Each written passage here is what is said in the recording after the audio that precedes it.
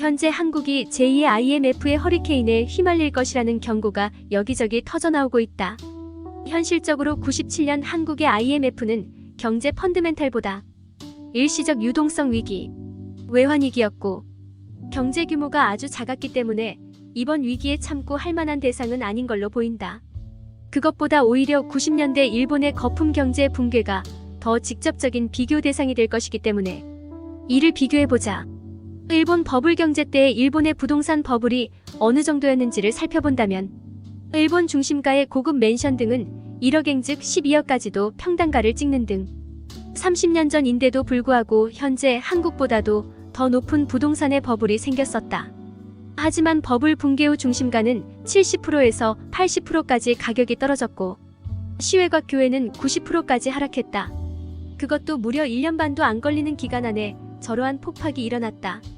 한국으로 본다면 현재 50억까지 가는 삽10억대 한강뷰 아크로리버파크 등이 10억에서 15억 내외까지 떨어지고 20억을 넘는 과천이나 동탄 등은 3억에서 5억까지 떨어진다는 이야기이다.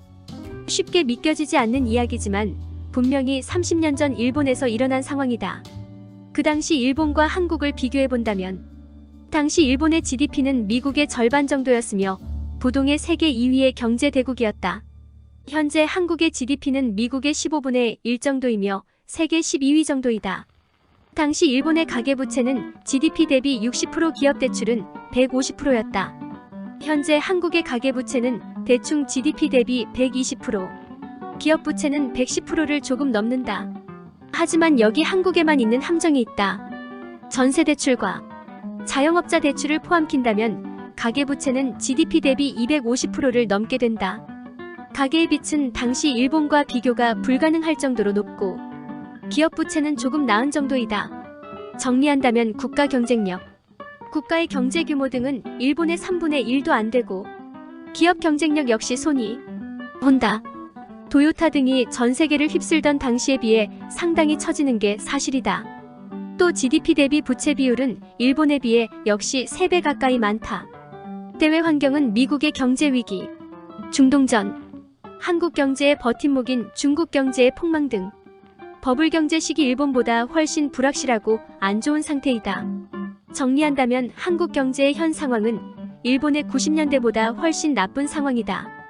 또 재벌이나 기득권 입장에서는 어쩌면 이러한 경제 위기를 크리스마스 이브를 기다리는 꼬마들처럼 설레이는 일일 수도 있다. 은행이 망해서 돈 못 찾는다. 나라 망한다. 미디어를 통해 썰레발을 털고 유일하게 남은 쌈지돈 국민연금과 공기업, 공적부문을 공적자금화해서 기업과 금융기관에 퍼부어주고 이렇게 해서 압류된 수십만 채의 아파트, 부동산, 기업 등을 감자화해서 헐값에 역시 재벌이나 검은 머리 외국인, 해외 펀드 등에 넘겨주면 재벌들은 수십만 채의 입대 사업과 전기, 수도, 보험 등을 맛있게 먹겠습니다. 꿀꺽하며 오히려 영원히 배두드리는 새로운 먹거리를 얻을 수 있는 좋은 기회가 될 수도 있다. 정부 역시 이 기회에 골치거리는 국민연금 등을 비찬치해서 이제 없다 하고 끝내버리고 신분사회로 달리는 대한민국이라는 폭주기관차가 목적지에 안전하게 도착했습니다 하고 안내방송을 할 수 있는 좋은 기회가 될런지도 모르겠다.